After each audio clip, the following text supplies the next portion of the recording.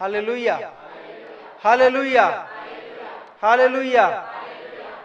ஆண்டவர் இந்த இறை வார்த்தையின் வழியாக நம்மோடு பேசுகிறார், தெளிவாக பேசுகிறார். என்ன பேசுகிறார்? யாரும் இந்த உலகத்திலே சொல்லாத ஒரு செய்தியை நாம்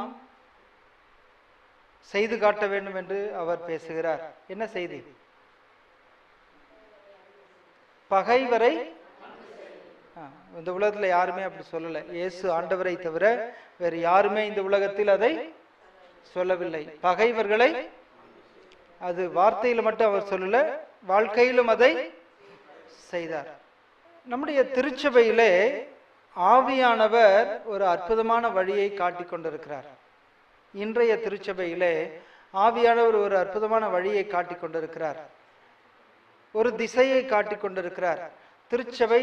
திருச்சபையில் இருக்கிற எல்லோரும், திருமுழுக்கு பெற்ற எல்லோரும் எந்த திசையை நோக்கி செல்லணும், எந்த திசையை நோக்கி பயணிக்கணும் என்று ஆவியானவர் பேசுகிறார். திருவழிபாட்டு நூலிலே 2ஆம் அதிகாரம் 7, 11 இந்த வசனங்களை எல்லாம் நீங்கள் பார்க்கும்போது ஒரு வசனம் அடிக்கடி ஆவியானவர் சொல்லுவார். என்ன? திருச்சபைக்கு ஆவியானவர் சொல்வதை கேட்க செவியுள்ளவர் கேட்கட்டும். 7 முறை அது சொல்லப்படுகிறது. 2ஆம் அதிகாரம், 3ஆம் அதிகாரம் திருவழிபாடு நீங்க வாசிச்சீங்கன்னா தெரியும். 7 முறை இந்த ஒரு வசனம், ஆவியானவர் திருச்சபைக்கு சொல்வதை கேட்க செவியுள்ளவன் கேட்கட்டும். செவி இருக்கா? செவி இருக்கா? எங்க இருக்கு? அது 2 செவிகள். இங்க செவி அப்படி ஒண்ணுதான் போட்டிருக்கு. செவி உள்ளவன் அப்படின்னா அது உட்செவி. உட்செவி. திருவள்ளுவர் சொல்லுவார் இல்லையா?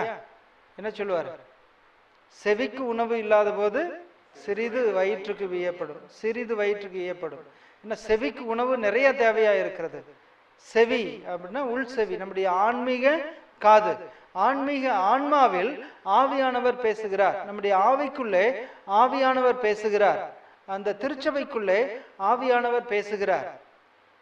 நம்முடைய திருச்சபைக்குள்ளே ஆவியானவர் பேசுகிறார். நிறைய பேர் நம்புறதில்லை. நம்புறீங்களா? ஆவியானவர் இருக்கிறாரா? ஆவியானவர் பேசுகிறாரா? ஆவியானவர் திருச்சபையை வழிநடத்துகிறாரா? நிறைய பேர் சொல்லுவாங்க, திருச்சபையில் ஆவியும் இல்லை, திருச்சபையை ஆவியானவர் வழி நடத்துவதும் இல்லை என்று வெளியிலே இருக்கிறவர்கள் பேசுகிறார்கள். ஆனால் உண்மை என்னவென்றால் திருச்சபையை ஆவியானவர் நடத்துகிறார். இப்ப நடத்துகிறார். இந்த காலகட்டத்திலே ஆவியானவர் நடத்தி கொண்டிருக்கிறார். இந்த 2ஆம் வத்திக்கான் சங்கத்திற்கு பிறகு ஆவியானவர் தெளிவாக திருச்சபையை வழி நடத்தி கொண்டிருக்கிறார். Price the Lord. திருச்சபையின் உண்மையான இயல்புக்குள்ளே திருச்சபையில் இருக்கிறவர்கள் வளர வேண்டும். உண்மையான இயல்புக்குள்ளே வளர வேண்டும். அதற்காக தான் ஆவியானவர் பேசுகிறார். உண்மையான இயல்பு, திருமுழுக்கு பெற்றவர்களின் உண்மையான இயல்பு என்ன? உண்மையான இயல்பு என்ன? திருமுழுக்கு பெற்றாச்சு இல்லையா எல்லாரும்? திருமுழுக்கு பெற்றவர்களின் இயல்பு என்ன? திருச்சபையின் இயல்பு என்ன? நற்செய்தி அறிவிப்பதுதான் இயல்பு. இயல்பாகவே திருமுழுக்கு பெற்றவர்கள் நற்செய்தி அறிவிக்கணும். யாரை போல?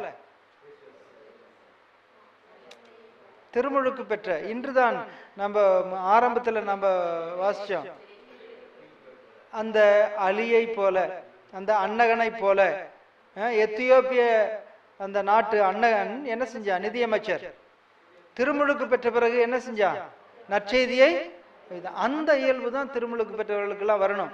எத்தியோப்பியாவை முழுவதும் கிறிஸ்துவ நாடாக மாற்றினான், கிறிஸ்தவர்களாக மாற்றினான், கிறிஸ்துவை தீவிரமாக அறிவித்தான். அந்த இயல்பு தான் ஒவ்வொரு கிறிஸ்தவர்களுக்கும் உரிய இயல்பு. இங்க இருக்கிற திருமுழுக்கு பெற்றவர்களுக்கான உண்மையான இயல்பு. அந்த இயல்பை எல்லோரும் பெற்றுக்கொள்ளணும், அந்த இயல்பில் வளரணும். அப்படின்றது தான் ஆவியானவருடைய அந்த திசை, அவர் காட்டுகிற ஒரு திசை. இன்று இந்த காலத்துல திருச்சபை அந்த வத்திக்கான் 2ஆம் சங்க ஏடுகளில் சொல்லப்பட்டிருக்கிறது, திருச்சபையின் இயல்பு நற்செய்தி அறிவிப்பது. அடுத்து புனித 6ஆம் பவுல் திருத்தந்தை அவர்கள் ஒரு அற்புதமான மடலிலே, நவீன உலகில் நற்செய்தி அறிவிப்பு என்ற மடலிலே தெளிவாக ஆவியானவர் கூறுவதை பற்றி பேசுகிறார். என்ன பேசுறாரு? திருச்சபை இருக்கிறதே நற்செய்தி அறிவிக்க, திருமுழுக்கு பெற்றவர்கள், திருச்சபையில் இருக்கிறவர்கள் எல்லோருமே எதுக்காக இருக்கிறாங்க அப்படின்னு சொன்னா நற்செய்தியை அறிவிக்க. நற்செய்தியை அறிவிக்க. பிரைஸ் தி லார்ட், ஹல்லேலூயா. அப்ப நாமெல்லாம் எதுக்கு இருக்கிறோம்? நற்செய்தியை. அதுக்கு பிறகு வந்தவர் பவுல், புனித 6ஆம் பவுல் திருத்தந்தைக்கு பிறகு வந்தவர் யாரு? 2ஆம் ஜான் பால், புனித 2ஆம் ஜான் பால். புனித 2ஆம் ஜான் பால் தெளிவாக ஆவியானவர் பேசுவதை கேட்டார். தெளிவாக கேட்டு அதை சொன்னார். என்ன? புதிய நற்செய்தி அறிவிப்புக்குள்ளே எல்லோரும் ஈடுபட வேண்டும் என்று திருத்தந்தை தெளிவாக சொன்னார். ஏன்னா அது மட்டும்தான் இந்த உலகத்திற்கு நம்பிக்கை, ஒரே நம்பிக்கை, ஒரே உண்மையான நம்பிக்கை. இந்த ஒரு நல்ல உலகம் அமையணும், நல்ல எதிர்காலம் அமையணும் அப்படின்னு சொன்னா எல்லாரும் புதிய நற்செய்தி அறிவிப்புக்குள்ளே இறங்க வேண்டும் என்று திருத்தந்தை புனித 2ஆம் ஜான் பால் கூறியிருக்கிறார். அப்போ ஆவியானவர் அவர்கள் வழியாக திருச்சபைக்குள்ளே நமக்கு பேசுகிறார் என்பது தெளிவா இருக்கா? என்ன தெளிவா இருக்கு? நம்மளாம் என்ன செய்யணும்? புதிய நற்செய்தி அறிவிப்புல இறங்கணும். அதுதான் இப்போ இங்க இங்க நீங்க பார்ப்பதும் புதிய நற்செய்தி அறிவிப்பு தான். இந்த செல்போன் வழியாக அந்த நற்செய்தி மக்களுக்கு போய் அவர்களுடைய கைகளில் சென்றடையணும், அவர்கள் பார்க்கும்போது அவர்களுடைய இதயத்திலே போய் சென்றடையணும். இது புதிய முறையில் நற்செய்தியை எடுத்து செல்வது. ஆனா நற்செய்தி ஒன்றுதான். ஆண்டவர் என்று சொன்னார் இல்லையா, பகைவரை அன்பு செய். அந்த அன்பு எங்கிருந்து வரும்? பகைவனையும் நேசிக்கிற அன்பு எங்கிருந்து வரும்? எங்கிருந்து நமக்கு கிடைக்கும்? பகைவரை அன்பு செய்தவர் நமக்குள்ள இருக்கும்போதுதான். பகைவரை அன்பு செய்தவர் யாரு இந்த உலகத்துல? ஒரே ஒருத்தர் தான். பகைவரை அன்பு செய்தவர் ஒருத்தர் தான். யாரு? இயேசு. அவரை தொடர்ந்து நிறைய வேத சாட்சிகள் பகைவர்களை அன்பு செய்தார்கள். பகைவர்களை அன்பு செய்தார்கள். யாரெல்லாம் அவங்களை கொன்றார்களோ அவர்களை நேசித்தார்கள். அது யாரை பின்பற்றி செய்தார்கள்? இயேசுவை பின்பற்றி செய்தார்கள். ஆகவே புதிய நற்செய்தி அறிவிப்புல இந்த இறை வார்த்தையை வாழ்கிறவர்களை உருவாக்கணும். இன்று கேட்டோம் இந்த இறை வார்த்தை. அது யாருக்கு? நமக்கு தான். நாம வாழ்வாக்கத்தான். நாம அந்த வாழ்வாக்கி இயேசுவின் அன்பை மற்றவர்களுக்கு சொல்லத்தான் ஆண்டவர் அழைக்கிறார். அதை நாம் கேட்டுட்டு இந்த காதல கேட்டு இந்த காதல விட்டுட்டு போற அந்த முறையை விட்டு அந்த வாழ்வு முறையை விட்டு நாம் இந்த வார்த்தையை கேட்டு அதன்படி வாழ அழைப்பதுதான் புதிய நற்செய்தி அறிவிப்பு. புதிய நற்செய்தி அறிவிப்பு. அதனால்தான் ஆண்டவர் இயேசுவே அந்த கட்டளையை கொடுத்துட்டார். நீங்கள் போய் எல்லோருமே எல்லா மக்கள் இனத்தாரையும் என் சீடர். ஏன் சீடராக்கணும்? ஏன் சீடராக்கணும்?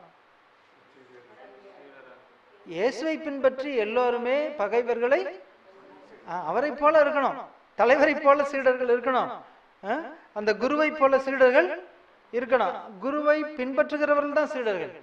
அப்போ நாம சீடர்கள் ஆக்கணும்னா பகைவர்களை நேசிக்கிறவர்களை உருவாக்கணும். அப்ப இயேசு நம்மோடு இருந்தாதான், பகைவரை நேசித்த இயேசு நம்மோடு இருந்தாதான். பழைய ஏற்பாட்டுல தாவீது அதை செய்தார். சவுல் என்ன செய்யறாரு? 3000 பேரை கூட்டிக்கிட்டு தாவீதை கொல்வதற்காக தேடும் போது அவங்களெல்லாம் தூங்க வச்சுட்டார் ஆண்டவர்.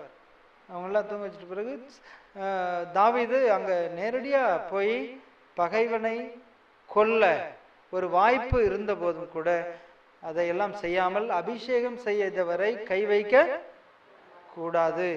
ஆண்டவர் அபிஷேகம் செய்ததை நாம் கை வைக்க கூடாது என்று ஆண்டவர் மீது முழு நம்பிக்கை கொண்டவராய். இதுதான் நம்பிக்கை. இதுதான் நம்பிக்கை. ஆண்டவர் அபிஷேகம் செய்து விட்டார், அந்த மனிதனை தொடக்கூடாது என்ற அந்த நம்பிக்கை தாவீதிடம் இருந்தது. அதனால்தான் பகைவரை அன்பு செய்தார். அந்த அன்பு நமக்குள்ளே இருக்கணும். அதனால்தான் நாம வாசிச்சோம், தந்தை நிறைவுள்ளவராய் இருக்கிறது போல நீங்களும், தந்தை இரக்கமுள்ளவராய் இருக்கிறது போல நீங்களும் இரக்கமுள்ளவராய் இருந்தோம்னா பகைவரையும் நேசிப்போம். நம்ம துன்புறுத்தவங்களை எல்லாம் நாம தீர்ப்பிட மாட்டோம். யாரு என்னமோ செஞ்சுக்க போறாங்க, நாம என்ன ஒரே ஒரு காரியத்தை தான் செய்யணும். என்ன செய்யணும்? அன்பு செய்யணும். புதிய நற்செய்தி அறிவிப்பில் ரொம்ப முக்கியமானது மற்றவர்களை அன்பு செய்து கொண்டே தான் இருக்கணும். யாரா இருந்தாலும் சரி, அவர்களை ஏற்று, அவர்களை மதித்து, அவர்களை அன்பு செய்து கொண்டே இருக்கணும். அவங்க நம்மளை கொன்றாலும் சரி, நம்ம அடித்தாலும் சரி, ஒரு கன்னத்தில் அறைந்தால் மறு கன்னத்தை காட்டு. ஒரு ஆள் அதை டெஸ்ட் பண்றதுக்காக கூப்பிட்டாரு. ஒரு காலேஜில் ஒரு பையனை கூப்பிட்டு, யார் இங்க கிறிஸ்தவம் இருக்கா வா அப்படின்னு சொல்லி கூப்பிட்டு ஒரு கன்னத்துல அரைஞ்சார், மறு கன்னத்தையும் அரைஞ்சார். அப்ப திரும்ப எல்லா ட்ரெஸ் எல்லாம் கழட்ட சொன்னார் அங்க முன்னாடி. ஆனா அந்த பையன் ஆண்டவர் இயேசுவுக்கு சாட்சியாக அங்க நின்று எல்லோரும் முன்னாலும் பாராட்டை பெற்றார். ஏன்னா இயேசு அவனோடு இருந்தார் சாட்சியாக. அங்க வந்து சத்தம் போட்டு போராடி ஒரு பெரிய ஒரு போராட்டத்தை கிளப்பி ஒரு சண்டை போட்டு அதெல்லாம் ஆண்டவர் இயேசுவுக்கு விருப்பம் கிடையாது, அவருடைய திட்டமும் கிடையாது, அது ஆவியானவருடைய செயலும் இல்லை. உண்மையான தைரியம் எது? உண்மையான தைரியம் பகைவனை அன்பு செய்வது. பகைவன் மீது நம்ம பயந்தாதான் நாம அவனை நாம பயந்தாங்கொழியா இருந்தாதான் நாம எதிர்த்து போவோம். ஆனா அவனை அன்பு செய்கிறோம்னா அவன் நல்லா இருக்கட்டும் அப்படின்னு ஜெபிப்போம், அவனை வாழ்த்துவோம், அவனை அன்பு செய்வோம். அவன் என்ன செய்தாலுமே நாம ஆண்டவருடைய பிள்ளைகளாக இருப்போம், அவ்வளவுதான். ஆகவே உங்கள் தந்தையின் பிள்ளைகளாக இருப்பீர்கள். எப்போதுமே உங்கள் தந்தையின் பிள்ளைகளாக எப்ப இருப்பீங்க? அவர் இரக்கமுள்ளவராக இருக்கிறது போல. அதுதான் புதிய நற்செய்தி அறிவிப்பு. அதனால தான் திருத்தந்தை பிரான்சிஸ் வந்த உடனே புதிய நற்செய்தி அறிவிப்பு ஒரு திருத்தந்தையாக என்ன செய்தார் தெரியுமா? என்ன அறிவித்தார் தெரியுமா? இரக்கத்தின் ஆண்டு. எதுக்கு இரக்கத்தின் ஆண்டு? எதுக்கு இரக்கத்தின் ஆண்டு?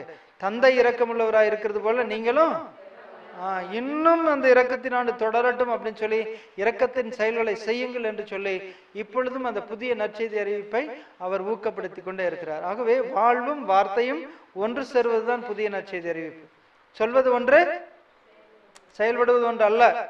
மாறாக புதிய நற்செய்தி அறிவிப்புனா சொல்லும் செயலும் ஒன்றாக இணைந்து வாழ்வில் காட்ட வேண்டிய ஒரு கட்டாயத்துக்குள்ள ஆண்டவர் ஆவியானவர் திருச்சபையை இப்பொழுது வழிநடத்தி கொண்டிருக்கிறார். கரம் தட்டி ஆவியானவருக்கு மகிமைப்படுத்துவோம். ஆவியானவர் தெளிவாக இதை செய்து கொண்டிருக்கிறார். ஆகவேதான் இங்கு நாம் புதிய நற்செய்தி அறிவிப்பு பயிற்சி பள்ளியை துவங்கி இருக்கிறோம். அந்த பயிற்சி தான் இப்ப நடந்து கொண்டிருக்கிறது. புதிய நற்செய்தி அறிவிப்பு பயிற்சி பள்ளி எதுக்கு? போராட்டத்தின் நடுவிலும் இந்த பயிற்சியை நாம ஏற்பாடு பண்ணி கொடுத்து கொண்டே இருக்கிறோம்.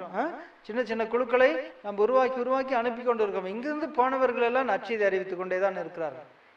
நற்செய்தி அறிவித்துக் கொண்டுதான் இருக்கிறார்கள். வாழ தங்களுடைய வாழ்க்கையில இறைவார்த்தையை வாழ முயற்சி எடுத்துக்கொண்டே தான் இருக்கிறார்கள். ஆன்மீகத்திலே வளர்ந்து கொண்டுதான் இருக்கிறார்கள். ஆகவே நாம் செய்ய வேண்டிய புதிய நற்செய்தி அறிவிப்பு என்னன்னா, நாம் இயேசுவை மையப்படுத்தணும். எல்லாவற்றிலும் என்ன செய்யணும்? இயேசுவை மையப்படுத்தணும். இயேசுவை மையப்படுத்தினா நீங்க யாரு? இயேசுவுக்கு நீங்க யாரு?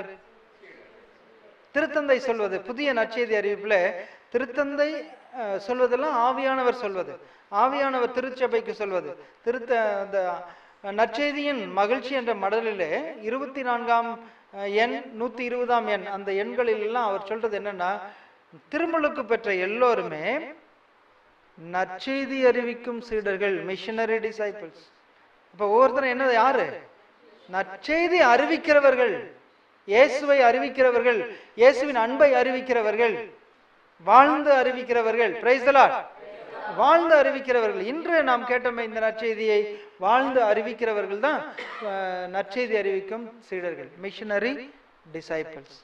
அப்போ இதை எப்படி செய்யணும் அப்படின்னு தெளிவா சொல்றார். அந்த மடலின் பேரு என்னது? நற்செய்தி அறிவிப்பின் மகிழ்ச்சி, நற்செய்தியின் மகிழ்ச்சி. Price the Lord. இப்ப நற்செய்தியிலிருந்து வருகின்ற மகிழ்ச்சி யார்கிட்ட இருக்கணும்? அறிவிக்கிறவங்க கிட்ட இருக்கணும், மகிழ்ச்சி இருக்கணும். ஒருத்தர் உங்களை திட்டினா நீங்க என்ன செய்யணும்? பிரைஸ் தி லார்ட் அப்படின்னு சிரிக்கணும். முடியுமா? இதுதான் தைரியம், இதுதான் தைரியம். ஐயோ அவங்க அப்படி திட்டுறாங்களே, அவங்க அடிக்க வராங்களே, நம்மோட போராட வராங்களேன்னு நம்ம பயந்துட்டு இருக்கிறது புதிய நற்செய்தி அறிவிப்பு இல்ல. சந்தோஷமா இருக்கணும், மகிழ்ச்சியோடு இருக்கணும். அந்த மகிழ்ச்சியை பார்த்து அவங்க மனம் திரும்பணும். Price the Lord. நமக்குள்ள இருக்கிற அந்த மகிழ்ச்சியை பார்த்து அவங்க மனம் திரும்பணும். யாரா இருந்தாலும் சரி, சந்திக்க தயாரா இருக்கணும், சந்திக்க தயாரா இருக்கணும். பயமெல்லாம் கூடவே கூடாது. யாரா இருந்தாலும் சந்திக்க மகிழ்ச்சியோடு இருக்கணும். அதான் மகிழ்ச்சி தான் அடையாளம். அப்ப நீங்க புதிய நற்செய்தி அறிவிப்பாளர்கள்னா, பகைவரையும் அன்பு செய்யறவங்கன்னா, பகைவங்க இருக்கத்தான் செய்வாங்கன்னு ஆண்டவர் சொல்லிட்டார். பகைவர் இருப்பாங்களா இருக்க மாட்டாங்களா? இருந்தா நீங்க சோகமா இருக்கணுமா? இயேசுவின் நற்செய்தி அறிவிக்கும் சீடர்கள்னா உங்களுக்குள்ள அந்த சோகம் இருக்கக்கூடாது, நற்செய்தியின் மகிழ்ச்சி மட்டும்தான் இருக்கணும். அதுதான் புதிய நற்செய்தி அறிவிப்பு. Price the Lord. அந்த உற்சாகம் உங்களுக்குள்ள இருந்துகிட்டே இருக்கணும், அந்த மகிழ்ச்சி இருந்துகிட்டே இருக்கணும். எப்பொழுதும் அந்த மகிழ்ச்சி புதியது. இயேசுவோட நீங்க எப்பெல்லாம் இருக்கிறீங்களோ, இயேசுவோட எப்பெல்லாம் உங்க வாழ்க்கையை நம்பிக்கையோட கொடுக்குறீங்களோ, அப்பெல்லாம் அவர் தான் புதிய ஆதாம் என்று 2ஆம் வாசகத்திலே வாசிக்க கேட்கிறோம். புதிய ஆதாம் யாரு? உயிர்த்த இயேசு ஆவியானவர். தூய ஆவியான உயிர்த்த இயேசு என்று சொல்லுகிறார். ஆகவே அவரால் நாம் வழிநடத்தப்படுகிறோம். ஒவ்வொருத்தரும் அது அவரால் வழிநடத்தப்பட வேண்டும். அதுதான் புதிய நற்செய்தி அறிவிப்பு. புதிய நற்செய்தி அறிவிப்பில் ஒவ்வொரு அடியும் தூய ஆவியானவர் வழிநடத்துவதில் நடக்க வேண்டும். மகிழ்ச்சி நம் நம்முடைய முகத்திலே மறையவே கூடாது, நிறைவு தான் இருக்கணும். அப்போ இயேசு இருந்தா தான் நிறைவு இருக்கும், இயேசு இருந்தா தான் மகிழ்ச்சி இருக்கும். அந்த மகிழ்ச்சியோடு அவர்களுக்கு அறிவிக்கும் போது அதுதான் புதிய நற்செய்தி அறிவிப்பு. Price the Lord. இந்த அற்புதமான திட்டத்தை ஆண்டவர் நம் திருச்சபைக்கு இந்த நாட்களில் கொடுத்து வளர்த்து வழிநடத்தி வருகிறார். அதற்காக ஆண்டவருக்கு மகிமை செலுத்துவோம். இது அற்புதமான திட்டம், ஆவியானவருடைய திட்டம். கரம் தட்டி ஆண்டவருக்கு மகிமை செலுத்துவோம். இதுல நாம் ஒவ்வொருவரும் ஈடுபட அழைக்கப்படுகிறோம். ஒவ்வொருவரும் ஈடுபடணும். ஈடுபடுவீங்களா? என்ன செய்ய போறீங்க? எப்ப எல்லா இடத்துக்கும் போய் ஒரு கூட்டத்துல கலந்துகிட்டு போய் எப்பயும் போல வாழ்றது இல்ல. இது புதிய நற்செய்தி அறிவிப்பு. புதிய நற்செய்தி அறிவிப்பு புதியன ஆண்டவர் செய்கிறார். திருவெளிப்பாடு 21:5 ஆண்டவர் என்ன சொல்றாரு? இதோ நான் அனைத்தையும் புதியன ஆக்குகிறேன். உனக்குள்ள இருக்கிற எல்லாத்தையும் புதியன ஆக்குக வல்லமை அவருக்கு மட்டும்தான் உண்டு, வேற யாருக்கும் இல்லை. அவர் செய்வார், உயிர்த்த ஆண்டவர் செய்வார். அப்போ அவர் புதியன செய்யும் போது நீங்க மகிழ்ச்சியாக நற்செய்தி அறிவிக்கணும், அதுல ஈடுபட தீர்மானம் செய்யணும். செய்வீங்களா? செய்வீங்களா? இங்க நடக்கிறது எல்லாமே கொஞ்சம் புதுசு புதுசா தான் இருக்கும். பாத்தீங்களா? இந்த செயல்பாடுகள்லாம் இருக்கும். என்ன போதிக்கிறோமோ அது அனுபவமாக்கி இங்கு அனுப்பப்படும். ஆகவே இந்த புதிய நற்செய்தி அறிவிப்புல நாம ஈடுபடணும். மற்றவங்களுக்குள்ள அந்த இயல்பை வளர்த்தெடுக்கணும். நற்செய்தி அறிவிக்கிற இயல்பை நம் திருச்சபையில் இருக்கிற எல்லார் உள்ளத்திலும் வளர்த்தெடுப்பது நமக்கு ரொம்ப ரொம்ப முக்கியமானது. அதனால ஊக்கப்படுத்தி கொண்டே இருக்கணும். ஒவ்வொருத்தரையும் நற்செய்தி அறிவிப்போம், நற்செய்தி அறிவிப்போம், புதிய நற்செய்தி அறிவிப்பில் ஈடுபடுவோம்னு எல்லாரையும் ஊக்கப்படுத்துறது தான். இல்லை என்றால் நாம் ஆவியானவர் குரலை கேட்கவில்லை என்று அர்த்தம். இப்ப நீங்க ஆவியானவர் குரலை கேட்கிறீர்களா? நான் சத்தம் போட்டு பேசிட்டு இருக்கிறேன், நீங்க கேட்கறீங்களா? ஆவியானவர் அதுக்கு மேல சத்தம் போட்டு பேசிட்டு இருக்காரு, கேட்கறீங்களா? கேட்டுட்டு நீங்க தீர்மானிக்கணும். கேட்டு அவர் பேசிக்கு போறாரு அப்படின்லாம் இல்ல. ஆவியானவர் பேசுறதுக்கு நீங்க பதில் கொடுக்கணும். என்ன பதில் கொடுக்க போறீங்க? புதிய நற்செய்தி அறிவிப்பில் முழுமையாக ஈடுபடுவோம். Praise the lord. ஹல்லேலூயா. கண்களை மூடி புதிய நற்செய்தி அறிவிப்புக்காக ஜெபிப்போம். திருச்சபையில எல்லோரும் இதை ஏற்றுக்கொள்ளணும். திருச்சபையில எல்லோரும் இதுல ஈடுபடணும். தீவிரமாக நற்செய்தி அறிவிக்கப்படணும். ஆவியானவர் தீவிரமாய் எல்லோரையும் வழிநடத்தணும் என்று இந்த வேளையிலே நாம் எல்லோரும் மன்றாடுவோம்.